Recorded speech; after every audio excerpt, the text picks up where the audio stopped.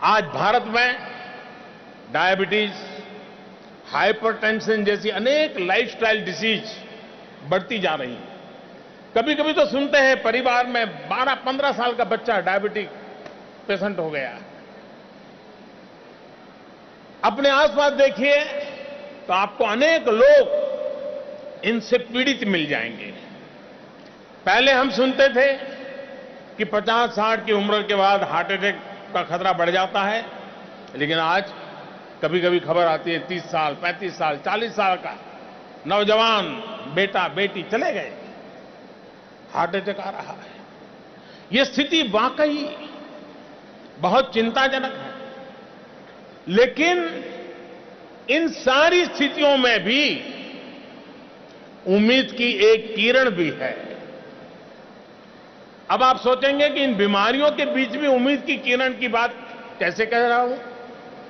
मैं स्वभाव से बहुत ही पॉजिटिव थिंकिंग करने वाला इंसान हूं, इसलिए मुझे उसमें से भी कुछ अच्छी चीजें मैं ढूंढ के निकालता हूं। साथियों, लाइफस्टाइल डिसीज हो रही है लाइफस्टाइल डिसऑर्डर की वजह से,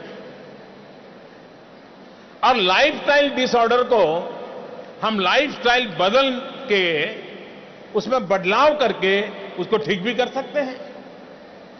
तमाम ऐसी बीमारियां हैं जिन्हें हम अपने डेली रूटीन में छोटे छोटे बदलाव करके, अपनी लाइफस्टाइल में बदलाव करके उससे हम बच सकते हैं, उसको दूर रख सकते हैं। इन बदलावों के लिए देश को प्रेरित करने का नाम ही फिट इंडिया मूवमेंट है। और ये कोई सरकारी मूवमेंट नहीं है।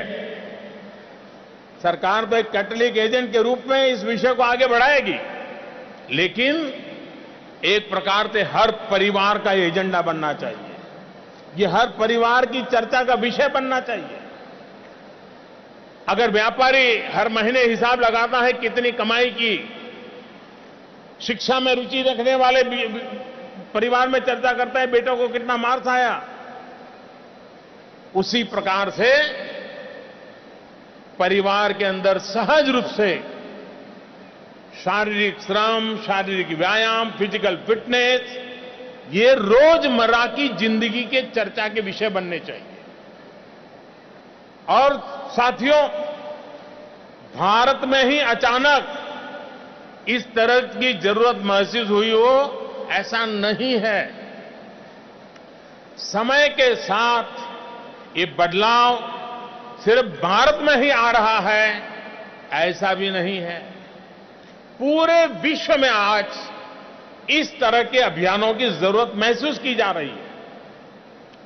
अनेक देश अपने यहां फिटनेस के प्रति अवेयरनेस बढ़ाने के लिए बड़े बड़े अभियान चला रहे हैं। हमारे पड़ोस में चीन हेल्दी चाइना 2030 इसको मिशन मोड में काम कर रहा है। यानी 2030 तक चाइना का हर नागरिक तंदुरुस्त हो, इसके लिए उन्होंने पूरा टाइम टेबल बनाया है।